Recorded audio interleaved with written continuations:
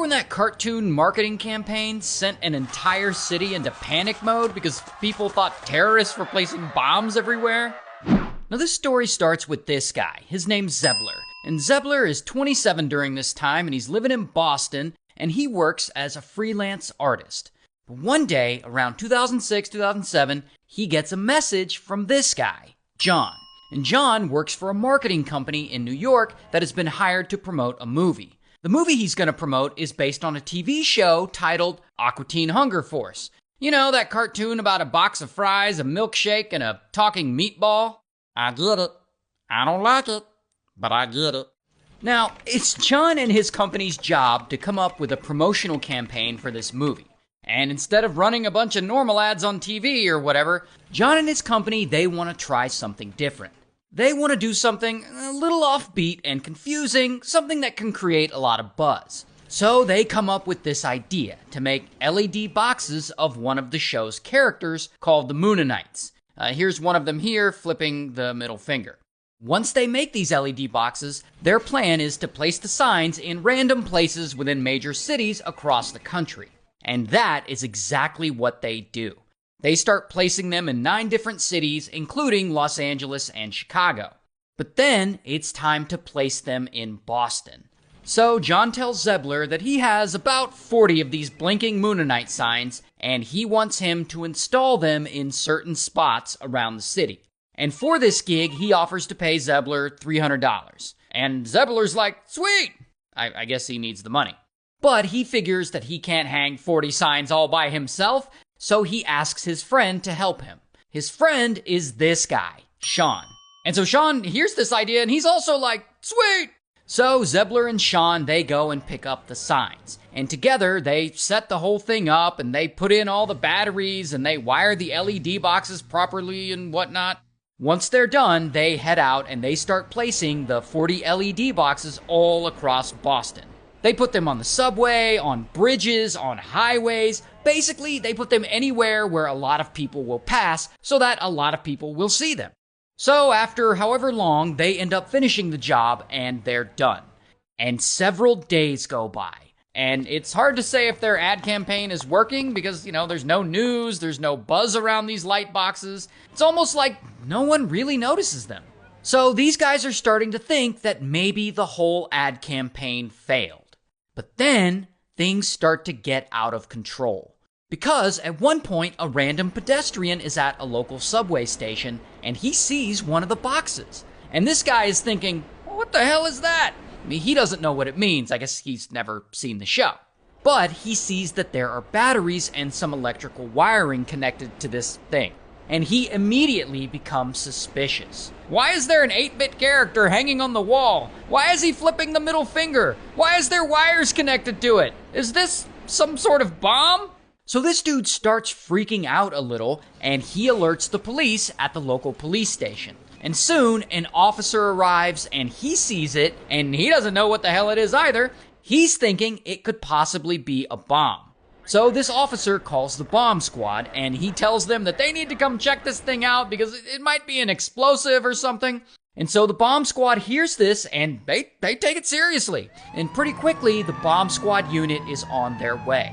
And once they arrive, they start looking at this Moonanite light, and they also don't know what the hell it is. But when they see all the batteries and the electrical wiring, they conclude that it's an IED, or an improvised explosive device. So they begin treating it like an actual bomb. And so as a precaution, they start evacuating people out of the area, just in case this alleged bomb goes off. Then they start trying to secure this device. And eventually they use some sort of water cannon to break it apart. I guess that's how they break apart bombs, this water cannon. After that, they're able to determine that this Moonanite light box is not actually an explosive device and is in fact safe, but they still can't figure out exactly what it is. Now, here's where things start to escalate.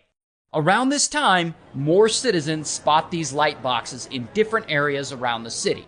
Because remember, there are 40 of them. And these things are on highways and in subways and on overpasses and all kinds of places. So a lot of people see them and call them into the police as well. So the police dispatch more bomb squad units to those locations too. And by now, word has spread to the local news, and the local news is covering this and reporting that there's a possible bomb threat in Boston. So the city starts shutting down. They shut down several roads and a highway, and part of a local river is shut down for passing boats, because a lot of people are legitimately worried.